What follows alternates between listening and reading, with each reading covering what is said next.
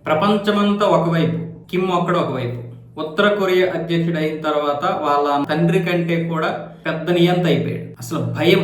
ఉత్తర Korea అధ్యక్షుడు అంటే ప్రజలందరూ భయపడిపోతున్నారు. అలాగే పక్కనే ఉన్నటువంటి దక్షిణ కొరియాను కూడా భయపెడుతున్నాడు. అయితే అమెరికా ఒకవైపు వెనిజులా మీద దాడి చేసి అక్కడ నికోలస్ మదురోని ఆయన భార్యని అరెస్ట్ చేసి ప్రపంచమంతా తన వైపు తిప్పుకొని మొత్తాన్ని దీని గురించి మాట్లాడుతున్నటువంటి సమయంలో కిమ్ము తన పని తాను చేసుకుని వెళ్ళిపోయాడు.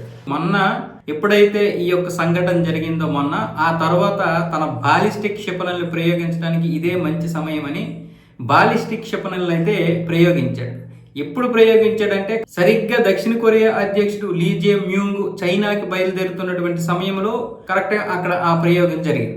ఇవి నేను పరీక్షించుకోవడానికి అంటే మేము ఎలా పనిచేస్తున్నాయో పరీక్షించుకుంటున్నాము అన్న విధంగా ఉత్తర కొరియా చెబుతోంది. కానీ కరెక్ట్గా దక్షిణ కొరియా అధ్యక్షుడు చైనాకి పర్యటించినప్పుడే ఎందుకు ప్రయోగించాలి? పైగా ఇది ఎక్కడ ప్రయోగించాడు, ఎంత దూరం ప్రయోగించిందని చెప్పలేదు. కానీ ఈ విషయాన్ని మాత్రం జపాన్ తోటి, అమెరికా తోటి దక్షిణ కొరియా అయితే ఈ విషయాలు పంచుకుంది. ఇలా ఉత్తర కొరియా ఎటువంటి ముందస్తు జాగ్రత్తలు లేకుండా, హెచ్చరికలు లేకుండా, ఇన్ఫర్మేషన్ లేకుండా బాలిస్టిక్ క్షిపణులు ప్రయోగించింది అని అక్కడ అమెరికాతో చెప్పడం జరిగింది. అలాగే యుఎన్ కూడా ఇన్ఫర్మేషన్ ఇవ్వడం జరిగింది. కానీ ఉత్తర కొరియా అధ్యక్షుడు ఇలాంటివి ఏం పట్టించుకోడు.